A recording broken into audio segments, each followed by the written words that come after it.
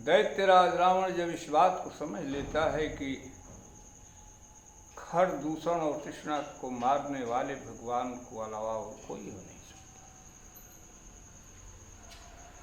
ऐसा विचार करके दैत्यराज रावण जो है भगवान श्री राम की औरत को चुराने का नियत बना करके चल देता है। इसके लिए विचार बनाया, सोचा कि भाई ऐसा कार्य करना है तो हमारे सबसे नज़दीकी सबसे बड़ा मायावी कौन है। ऐसा विचार करके विचार करते करते उसके विचार में आया इस समय मारीच ही सबसे बड़े मायावी हैं। किसी से नहीं बतलाया, अकेले चढ़ता है अपने विमान पर और विमान पर चढ़ करके चल देता है जहाँ मामा मारीच है। अकेले ही गया, किसी को नहीं लिया। पहुंच गया मारीच के यहाँ। पहुंचने की स्थिति क्या थी कि नाई माथ स्वार्थ रथ नीचा, उसका सर झुका हुआ था, माथ झुका हुआ था, स्वार्थ में फंसा हुआ था और उसको देखने से ही ऐसा प्रतीत हो रहा था कि वो नीच प्रकृति का है। आज इसमें नीचता भरी हुई है। जब देखता है मारीच तो कहता है कि वो ये तो गजब हो गया। दैत्यराज रावण को आज तक मैंने अकेले कभी चलते नहीं देखा, किसी के यहाँ अकेले नहीं गया है। जहाँ भी गया है 1000, 2000, 10, 20 हजार की सेना के साथ गया है और कहीं भी गया है तो सर ऊंचा करके तैनात करके गया है, सर नीचा किए हुए कभी नहीं गया है। इस स्थिति में वो पहुंचता है, सोच लेता है मारीच कि आज तो गजब हो गया। बाबा तुलसी की मानस की चौपाई की आवाज है कि नवन नीच की अति दुखदाई, जिम धन अंकुश सिर गुलाई। जय श्री राम, जय श्री राम, जय श्री राम। नवन नीच की अति दुखदाई, यदि नीच पुरुष झुक जाता है तो अति दुख देता है। कैसे? जिस तरह से धनु पर चढ़ा हुआ बाण छूट जाएगा, लग जाएगा, प्राण ले लेगा। अंकुश माने बाण, धनुष पर चढ़ा हुआ बाण छूटा कि लगेगा और प्राण लेगा। उरग, उरग माने होता है सर्प। सर्प जब तक इस तरह से फन काढ़े हुए है तब तक कोई बात नहीं, और यदि झुका तो तुरंत वो डसेगा। बिल्ली जब तक आपके आंखों के सामने देख रही है तब तक कोई बात नहीं, और जो ही नीचे सर को की त्यों ही जाकर के कूदेगी और घघेला दबा देगी, प्राणांत कर देगी। यूं ही रावण झुकते हैं त्यों ही तीनों बात समझ लेता है, सोच लेता है मारीच की आज तो लगता है कि मेरे प्राणांत का समय नजदीक आ गया, अब तो मेरा प्राणांत होगा।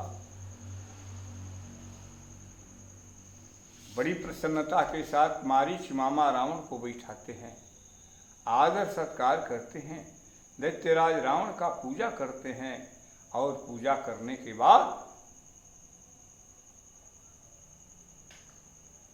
कहते हैं कि कारण कौन व्याघ्रति, कारण कौन व्याघ्रमना अक्सर आयौता, कर पूजा मारीच तब हंस पूछी कुशला। हे दैत्यराज, आज क्या कारण है? आपको देखने से ही ऐसा लग रहा है कि आपका मन बहुत ही व्याग्र है, आप चिंतित प्रतीत हो रहे हैं, अकेले आए हैं, यह बात समझ में नहीं आ रही है।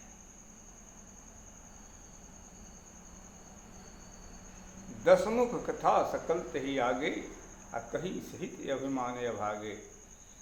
जितनी भी कथा है, शूर्पणखा के नाक कटने की कथा, खर दूषण के वध की कथा, सारी कथा सुना देते हैं दैत्यराज रावण। जब सुन लेता है मारीच,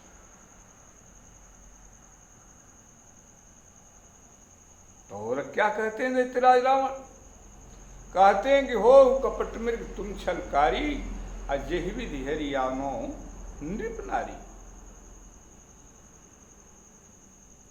हे मारीच, आप छलकारी कपट का मृग बन जाओ, कपट का मृगा बनो, हो कपट मृग, कपट का मृगा बनो। और उसमें एक गुण होना चाहिए, क्या? छल करने वाला। छल करने वाला गुण रहेगा तो पहली बात कि कपट का मृगा रहोगे, पहचान में नहीं आओगे। ऐसा रूप बना लेना कि उनकी औरत को देख करके आकर्षण हो जाए और तुमको तुम्हारे चमड़े पर लालायित हो जाए। और छलकारी तो तुझे बनना पड़ेगा, क्योंकि उस तपस्वी राम से, उस राजा से छल करना है। जब इतनी बात मारीच सुन लेता है तो जो बक्सर में उसे बाण भगवान श्री राम मारे थे, उस बाण का याद आ गया उसको। पुण्य ते ही कहा सुनहु दस सीसा, अते नर रूप चराचर ईसा। तासों बजर कबहु नहीं कीजे, हमारे मरिया जियाए जीजे।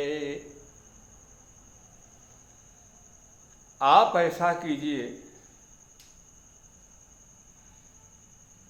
हे दस्सीस, उनसे वैर मत कीजिए। वो नर रूप जरूर हैं, लेकिन चर और अचर के स्वामी हैं। नर रूप में वो नारायण हैं, ईश्वर हैं, परमात्मा हैं। यदि वो मार देते हैं तो मर जाओ, यदि जिंदा रखते हैं तो जिंदा रहो। मेरे सामने तो ऐसा गुजरा, विश्वामित्र ऋषि का यज्ञ की रक्षा के लिए गए थे वो, और मैं भी उनके ऊपर आक्रमण बोला था, लेकिन बिना नोक का बाण मुझे वो मारे थे। एक क्षण में, पलक झपटे के समय में मैं 100 योजन आ गया। बाण के बाण की कमाल देखिए कि पलक झपटने में 100 योजन 400 कोस की दूरी पर मुझे फेंका, और इस तरह से वो मुझे लाया कि मेरे शरीर में थोड़ा सा भी खरोच नहीं आया, थोड़ा सा भी दाग नहीं आया, मुझे कोई परेशानी नहीं आई। और मेरी स्थिति ये हो गई कि मैं जिधर देखता हूँ, जहाँ तक मैं देखा हूँ, तो भाई मम की भृंगी नाई, भृंगी पतिंगे की जैसी मेरी स्थिति हो गई। मैं जहाँ तहाँ दोनों भाइयों को देखता हूँ, दोनों दिखलाई देने लगते हैं। मेरे हृदय में ऐसी स्थिति आ गई है। एक बात मैं बतला रहा हूँ दैत्यराज रावण, कि जो न रूप तदप्यत सूरा, ताहि विरोधन पाइय पूरा। यदि जो नरता तदप्यत सूरा, यदि वो मनुष्य हैं तो भी बहुत ही बहादुर हैं, इनके बहादुरी का ठिकाना नहीं। उनसे विरोध करके भाई तुम पाप नहीं पाओगे। जेहि ताड़ुका सुबाहुहति, खंडेउ हर को दंड, खर दूषण तृष्णा वधेऊ, मनुज की असबर बंड।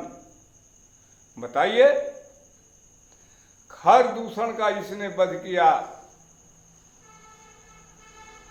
तीसरा का वध किया,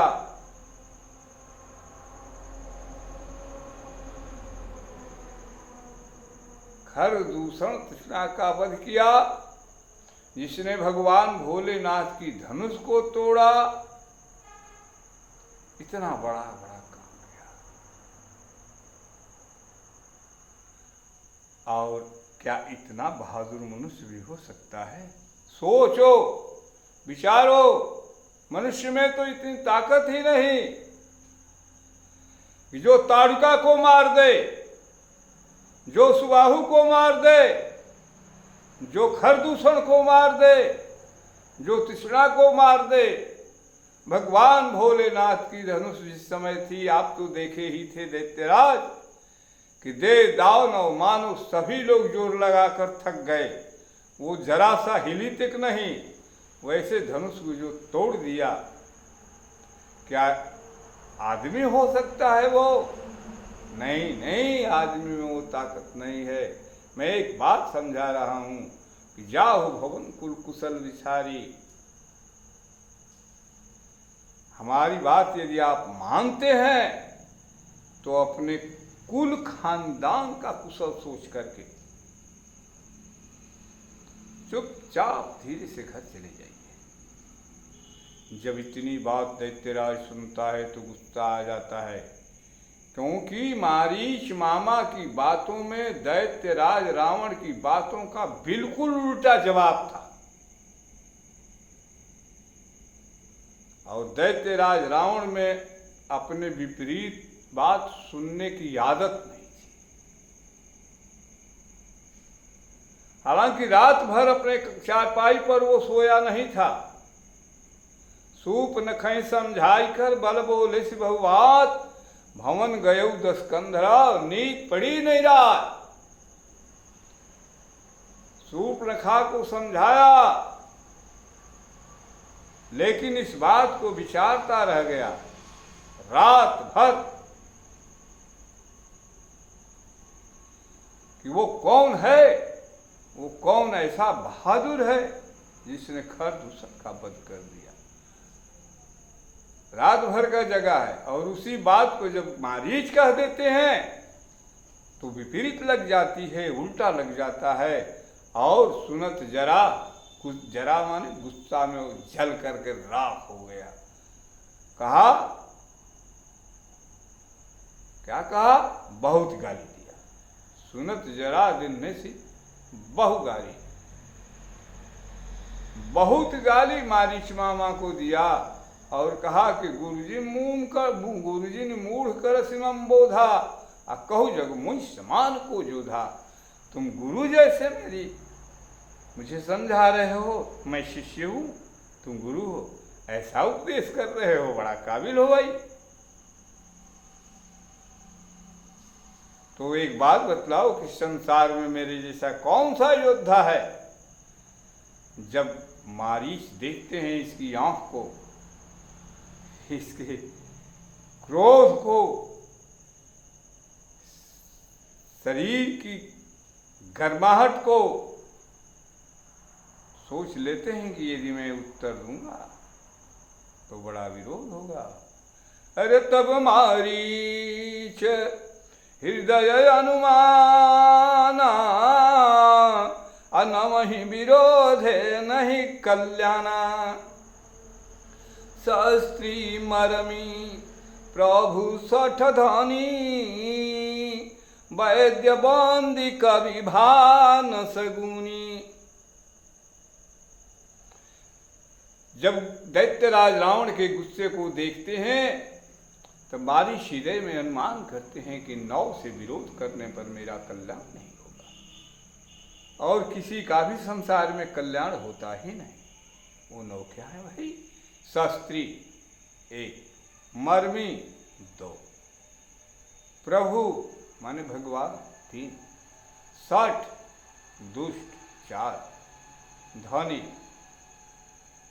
धनवान आदमी 5 हो गए, वैद्य 6, बंदी 7, भाट हो कथा करने वाले, कविता बनाने वाले, कवि 8, भानस गुनी माने रसोई बनाने वाला। कैसे भाई? शस्त्री लिया है, शस्त्र तो उससे आप बोल दोगे, टेढ़ बोलोगे, शस्त्र छोड़ देगा, लगेगा मर जाओगे। मर्मी माने होता है भेद जानने वाला। यदि कोई बात हुई तो आपका भेद जानता है, तुरंत आपके ऊपर वार कर देगा। प्रभु माने नारायण, जो पूरी सृष्टि की रचना करते हैं। यदि उनसे विरोध करोगे तो तुम्हारी शुभ गति न होकर के दुर्गति हो जाएगी। सठ माने होता है दुष्ट, दुष्ट से यदि आप जवाब तलब करोगे, उल्टी बात करोगे, तो दुष्टता के साथ आपका विनाश कर देगा। धनी आदमी से अगर विरोध करते हो तो जो चाहे सो कर लेगा। 5 हो गए। शास्त्री, मर्मी, प्रभु, सठ, धनी। वैद्य, वैद्य से यदि आप विरोध करते हो, उल्टी पलटी जवाब दे दो, उल्टी पलटी दवा दे करके आपकी जिंदगी ले लेगा। वंदी, वंदी माने होता है वाट। यदि उससे विरोध करोगे आप तो उल्टी पलटी कविता बना करके चारों तरफ सुना करके आपके सम्मान को लूट लेगा। कवि, कविता रचने वाले, यदि उनसे विरोध करोगे तो आपकी विरोधी कविता हो जाएगी। और रसोइया, भानस गुनी माने होता है रसोई बनाने वाला। यदि आप इससे विरोध करोगे तो रसोई में जहर वगैरह कोई ऐसी चीज मिला देगा कि आपका जीवन समाप्त। तो ऐसा सोच करके मारी सोचता है कि उतर देत मोहि बधब अभागे, और कष्ट मराऊं रघुपति सर लागे। उत्तर देने पर यह अभागा मेरा वध कर देगा। तो जब वध कर देगा तो इसके हाथ से मैं मरूंगा तो मेरी अधोगति होगी। और यदि भगवान के हाथ मरता हूं तो शुभगति होगी। यदि राम मुझे मारेंगे तो शुभगति हो जाएगी। तो कष्ण मरो रघुपति सर लागे। क्यों न मैं भगवान राम के बाण से ही अपने प्राण को त्यागूं। ऐसा विचार करके दशानंद के साथ आनंद के साथ चल देता है। बड़ा ही हृदय में प्रसन्न है, बहुत प्रसन्न। असजिय जान दशानन संगा, अचला राम पद प्रीति अभंगा। दशानन के साथ चलने को तैयार हो जाता है, चल देता है। लेकिन स्थिति क्या है? असजिय जान दशानन संगा, रावण के साथ तो चल रहा है, लेकिन राम पद प्रीति अभंगा। हृदय में राम के प्रति क्षणिक विस्मृति न होने वाला प्रेम है। यही तो साधुता है, यही तो इनके परम गति का कारण है। अंतर का जो प्रेम है वो भगवान के चरणों में ऐसा मारीच लगाया है कि क्षणिक विस्मृति नहीं है। हृदय राम पद प्रीति अभंगा। हृदय में राम के चरणों में ऐसी प्रीति है कि अभंग, जो भंग न होने वाली है। चाहे जान रही चाहे जान जाई, ई प्रेम जो उन भगवान के चरण में वाई भंग ना हुई। और हृदय में बड़ा हर्ष है मारीच के। क्या किस बात का? कि आज अपने परम स्नेही भगवान श्री राम को देखूंगा। इसका अर्थ ये है कि मन ही मन भगवान श्री राम का भजन करने वाला है मारीच। राक्षस जाति का तो है, लेकिन श्री राम का भजन करने वाला है। हे अति हर्ष जनावन ते ही, आज देखी हूं परम स्नेही। हृदय में इतना हर्ष है, इतना हर्ष है। भगवान के दर्शन करने का, प्राण जाने का नहीं कि राम मुझको मार देंगे मेरा प्राण चल जाएगा, इसका दुख नहीं है। इसका भी हर्ष ही है कि भले ही मेरा प्राण जाएगा, लेकिन अपना प्रियतम राम का दर्शन तो होगा। हृदय में एक बात विचार करते हुए जा रहा है। क्या है तारीफ, क्या है इस बात की? देखिए, अंतर हृदय का प्रेम जब भगवान के चरणों के लिए उद्वेलित होता है अपने प्राण का भी चिंता नहीं रहता है। ऐसी स्थिति में पहुंच करके क्या मारीच सोचते हैं कि निज परम प्रीतम देखि लोचन, सुफल करी सुख पाई हों। निज परम प्रीतम देखि लोचन, सुफल करी सुख पाई हों। श्री सहित अनुज समेत कृपा, निकेत पद मन लाई हों। श्री सहित अनुज समेत कृपा, निकेत पद मन लाई हों। निर्माण दायक क्रोध जाकर, भगति अवसहि बस करी। निर्वाण दायक क्रोध जाकर, भगति अवसहि बस करी। निज पाणी सर संधान करी, मुहि बधिहि सुख सागर हरी। निज पाणी सर संधान करी, मुहि बधिहि सुख सागर हरी। अपने परम प्रीतम भगवान श्री राम को इन आँखों से देख करके मैं आँखों को सुफल बना करके सुख पाऊंगा। सीता जी, राम जी और लक्ष्मण जी के चरणों पर सी सहित अनुज समेत कृपा निकेत पद मन लाई हों। राम लक्ष्मण जानकी तीनों के चरणों में मैं अपने मन को लगा दूंगा। यह मारीच का विचार है। और क्या विचार है? भगवान राम का क्रोध भी तो मुक्ति देने वाला है, और प्रसन्न है तो भक्ति दे देते हैं। तो यदि मैं उनका हाथ जाऊंगा, प्रसन्न होंगे तो भक्ति ही मिल जाएगी। अन्यथा यदि बाण मारेंगे तो मुक्ति अवश्य मिलेगी। पहुंच जाता है भगवान राम के जहां सीता मां बैठी हुई है, जिनको चुराने के लिए चला हुआ है।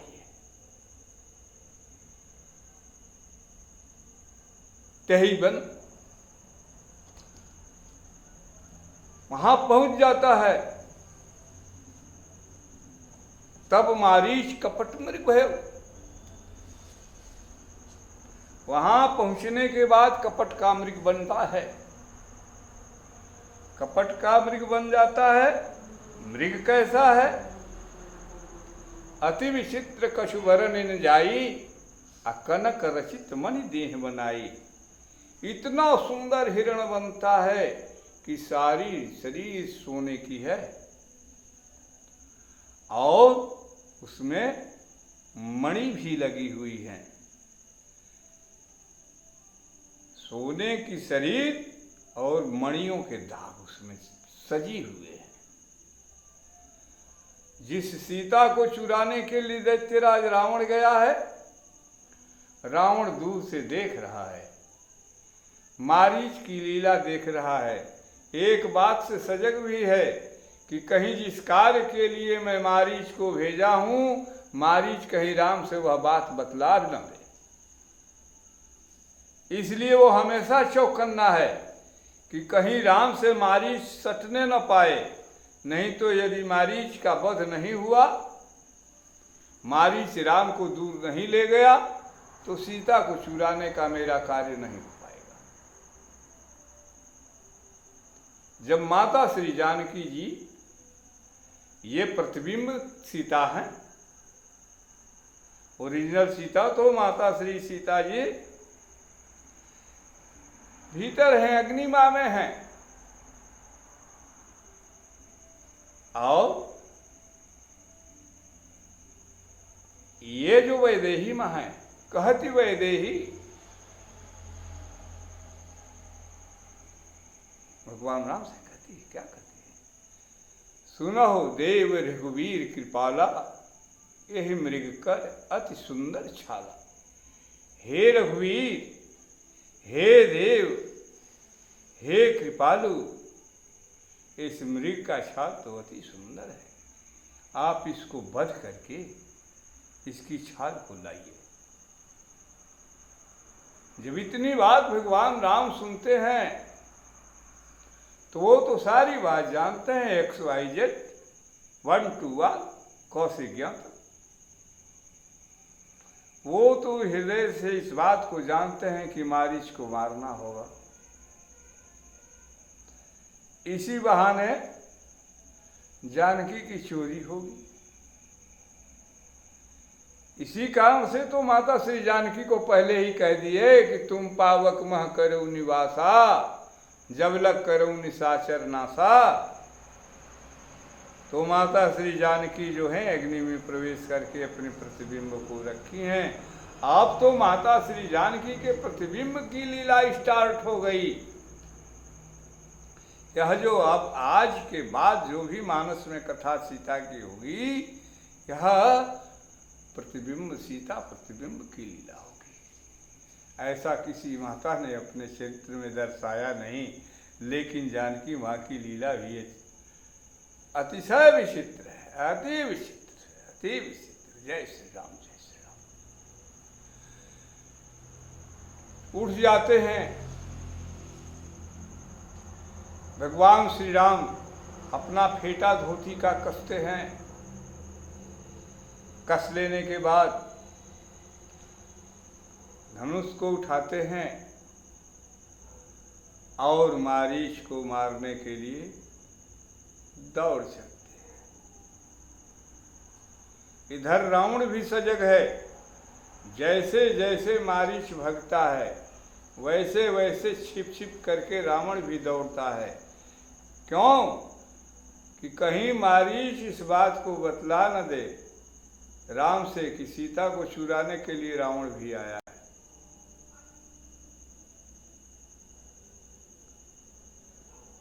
निगम नेत शिव ध्यान न पावा, माया मृग पाछे सो धावा।